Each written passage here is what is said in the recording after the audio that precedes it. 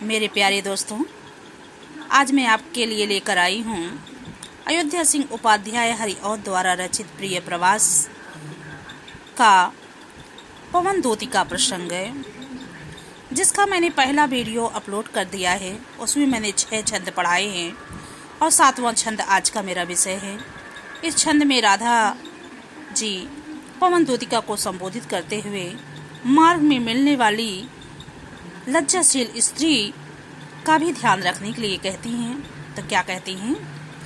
लज्जाशील पथिक महिला जो कहीं दृष्टि आवे, हे वायु, रास्ते में अगर कोई लज्जाशील लज्जावती स्त्री तुम्हें दुखी दिखाई दे तो होने देना विकृत वसना, तो ना तो सुंदरी हो, तो उस स्त्री को देख करके तुम धीरे धीरे बहना, उस स्त्री के वस्त्र को उड़ने मत देना।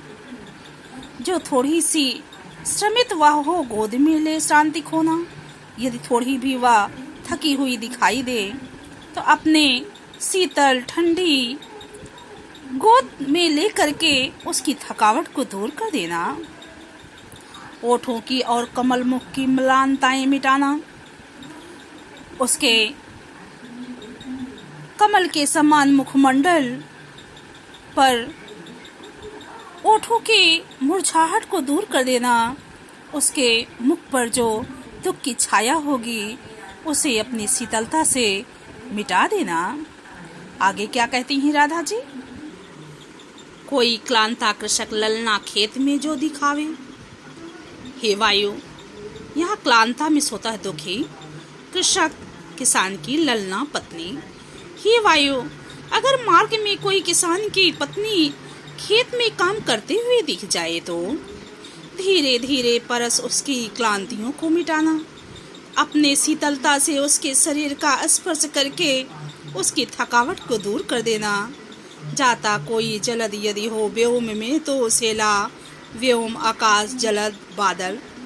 और यदि तुम्हें आकाश में कोई बादल उड़ता हुआ दिखाई दे तो धीरे से उसे ला करके छाया द्वारा सुखित करना। तप्त भूतांगना को अपनी शीतल छाया के द्वारा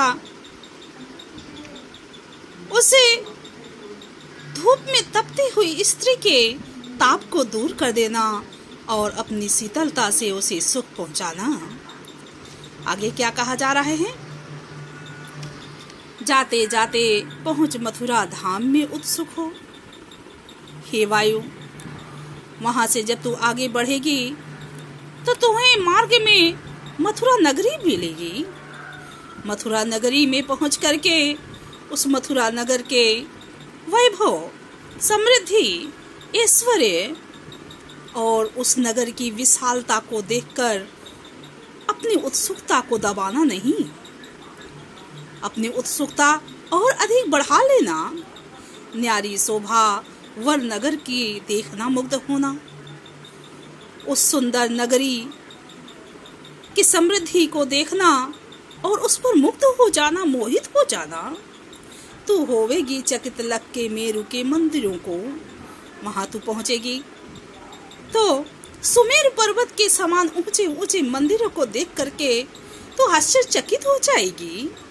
आभा वाले कलश जिनके दूसरे अर्क से, वहां दूसरे सूर्य के समान चमकते हुए कलश वाले मंदिरों को देखेगी तो तेरे हर्ष का ठिकाना नहीं रहेगा। बच्चों, अर्क में सोता है सूर्य। आगे क्या कहा जा रहा है? देखे पूजा समय मथुरा मंदिरों मध्य जाना। हे वायु, तो पूजा के समय, संध्या वंदन के समय, प्रातः ईश्वर वंदना के समय मंदिरों के बीच जाना मत भूलना। अवश्य ही मंदिरों के बीच जाना। नाना वाद्यों मधुर स्वर की मुग्धता को बढ़ाना। मंदिर में बजने वाले अनेक प्रकार के वाद्य यंत्रों को अपने स्वर प्रदान करके उसके स्वर को और अधिक मधुर बना देना। किवा लेके रुचि तरु के शब्दकारी फलों को अथवा मंदिर के परिसर में पाए जाने वाले पेड़ पौधों से उसकी मधुर ध्वनि को लेकर के फिर आगे क्या कहा जा रहा है? धीरे धीरे मधुर रव से मुग्ध हो बजाना। यानी उन मंदिर के परिसर में पाए जाने वाले पेड़ पौधों की मधुर धुन लेकर के धीरे धीरे उस वाद्य यंत्रों को बजाना और उन्हें मुग्ध कर देना, उन्हें मोहित कर लेना। आगे क्या कहा जा रहा है? यानी ऐसा ध्वनि निकालना कि जो भी सुने मुग्ध हो जाए, मोहित हो जाए। तू देखेगी जलद तन को जा वहीं तदगता हो। हे वायु, जब तू वहां पहुंचेगी, जलद तन बादल के समान सांवले और सुंदर सलोने शरीर वाले श्री कृष्ण को देखेगी तो तू उन्हीं में तन्मय हो जाएगी, तदगत हो जाएगी, लीन हो जाएगी। होंगे लोने नयन उनके ज्योति उत्कीर्णकारी, उनके सुंदर सलोने नेत्र ज्योति को बिखेर रहे होंगे, प्रकाश को बिखेर रहे होंगे। मुद्रा होगी वर वदन की मूर्ति सी सौम्यता की, और उनका मुखमंडल शरीर की सुंदरता मूर्ति के समान होगी, अर्थात मूर्ति के समान उनका मुखमंडल, उनका शरीर बहुत ही सुंदर होगा। धीरे सीधे साधे वचन उनके सिक्त होंगे सुधा से। हे वायु, उनके सीधे और सरल वचन अमृत रस से सने होंगे। आगे राधा जी श्री कृष्ण के परिचय के बारे में बताते हुए क्या कहती हैं? नीले फूले कमल दल सी कार्तिकी श्यामलता। हे वायु, उनका शरीर नीले कमल के समान सुंदर, सलोना, सांवला और कोमल होगा। पीला प्यारा वसन कट में पहनते हैं फबीला, और वे अपनी कमर में कटी कमर वसन वस्त्र, वे अपने कमर में पीला वस्त्र धारण करते हैं, जो बहुत ही आकर्षक लगता है, उनकी सुंदरता को और अधिक बढ़ाता है। छोटी काली अलक मुख की कांति को है बढ़ाती, और उनके छूटे हुए काले काले बाल मुख की सुंदरता को और अधिक बढ़ा देते हैं। सद वस्त्रों में नवल तन की फूटती सी प्रभा है, और नए नए वस्त्रों में उनकी शरीर की सुंदरता और निखर पड़ती है। आगे क्या कहा जा रहा है? सांचे ढाले सकल वपुहे दिव्य सौंदर्यशाली। हे वायु, उनका पूरा का पूरा शरीर सांचे में ढले हुए के समान अलौकिक और सुंदर होगा।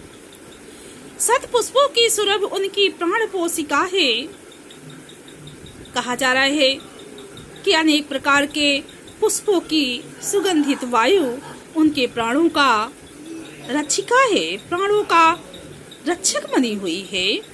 दोनों कंधे वृषभ वर से बड़े ही सजीले, और उनके दोनों कंधे वैल के समान बड़े ही सुंदर और श्रेष्ठ होंगे। लंबी बाहें कलभ करसी शक्ति की पेटिका है। कलभ हाथी होता है बच्चों, उनकी लंबी लंबी बाहें हाथी के सूंड के समान बड़ी ही शक्तिशाली होंगी। आगे क्या कहा जा रहा है? राधा जी क्या कहती हैं? भगवान श्री कृष्ण के सौंदर्य का वर्णन करते हुए राधा जी क्या कहती हैं? उनके सौंदर्य का परिचय करवाती हैं वायु से। राजाओं सा सिर पर लगा दिव्य आपीठ होगा। हे वायु, हमारे श्री कृष्ण के सिर पर राजाओं की भांति अलौकिक मुकुट होगा। आपीठ मतलब मुकुट होगा। शोभा होगी उभय श्रुति में स्वर्ण के कुंडलों की, और उनके दोनों कानों में सोने के कुंडल सुशोभित हो रहे होंगे। श्रुति, कान, उभय दोनों कुंडल कुंडल, उनके दोनों कानों में सुंदर कुंडल सुशोभित हो रहे होंगे। नाना रत्न कलित भुज में मंजू के यूर होंगे। अनेक प्रकार के रत्नों से जड़ा हुआ उनकी भुजाओं में बाजू बंद होगा। केयूर बाजू बंद, मंजू सुंदर, उनकी भुजाओं में सुंदर बाजू बंद होंगे। मोती माला लसित उनका कंबुसा कंठ होगा। मोतियों और मालाओं से सुशोभित होता हुआ उनका शंख के समान गर्दन होगी। कंबु शंख, शंख के समान गर्दन होगी। आगे क्या कहा जा रहा है बच्चों अगले पद में? इस पद में राधा जी वायु को समझा तो देती हैं, परंतु अगले पद में ये कहती हैं कि तुम उनसे अपनी बात नहीं कह पाएगी, बात कहने में असक्षम है, तो क्या कहती हैं? तेरे में है ना यह गुण जो तू व्यथाएं सुनाए। हे वायु, तेरे में ये गुण नहीं है कि तू जा करके मेरी समस्त कथाएं हमारे प्रिय कृष्ण से कहे। व्यापारों को प्रखर मति और युक्तियों से चलाना, परंतु तू अपना कार्य अपनी तेज मति यानी बुद्धि और जुगाड़ से चला लेना, उपाय से चला लेना। बैठे जो हो निज सदन में मेघ सी कांति वाले। अगर मेरे प्रिय श्री कृष्ण अर्थात मेघ सी कांति वाले, मेघ के समान सुंदर सलोने शरीर वाले मेरे प्यारे कृष्ण यदि अपने घर में बैठे हुए हो तो चित्रों को इस भवन के ध्यान से देख जाना। तो इस भवन में उस घर में लगे हुए चित्रों को ध्यान से देखना और वहां प्रवेश करना। बच्चों, इस लाइन में पहले में थोड़ा सा अर्थ और भी जोड़ सकते हैं हम लोग। तेरे में है ना यह गुण जो तू व्यथाई सुनाए। तो हे वायु, तेरे में वो गुण नहीं है कि तू बोल करके उन्हें हमारी कथा सुनाए, हमारी कहानी सुनाए, हमारी दुख भरी व्यथा कहे, क्योंकि तू बोलने में तो असक्षम है, तो बोल नहीं सकती है। व्यापारों को प्रखर मति और युक्तियों से चलाना, तू अपना कार्य अपनी तेज बुद्धि और उपाय से कर लेना। यदि मेरे प्यारे श्री कृष्ण अपने घर में बैठे हुए हों तो उस घर में लगे हुए चित्रों को ध्यान से देखना, फिर वहां प्रवेश करना। बच्चों, ये हमारा सेकंड वीडियो है। इस वीडियो में मैं पूरा नहीं कर पाऊंगी, अगले वीडियो में दूसरा लेकर आऊंगी। अब सबसे पहले इसमें ये समझ लीजिए कि यह कौन सा छंद में लिखा गया है। तो छंद मंदाक्रांता है। इसमें भाषा खड़ी बोली का प्रयोग किया गया है। पूरे पद में वियोग श्रृंगार है, रस है, क्योंकि वियोग में ही सारी बातें कह रही हैं राधा जी। गुण माधुर्य है, शब्द शक्ति अभिधा है, और पूरे पद में अलंकार मानवीकरण है, क्योंकि एक वायु को एक दूतिका बनाकर भेजा जा रहा है, उसमें मानव का आरोप किया गया है, और कहीं कहीं अनुप्रास, उपमा, अलंकार भी दिखाई दे रहा है। आप सभी पढ़ते रहिए, सुनते रहिए और चैनल को सब्सक्राइब और अवश्य कीजिए। जितना हो सके बच्चों, आप अपने स्कूल के ग्रुप में अवश्य ही वीडियो को भेजें, इससे हमारा भी मनोबल बढ़ेगा।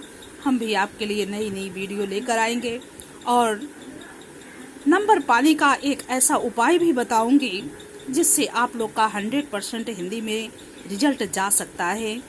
ये एक टीचर का अनुभव बताता है। तो आप सभी देखते रहिए, सुनते रहिए, मुस्कुराते रहिए। धन्यवाद।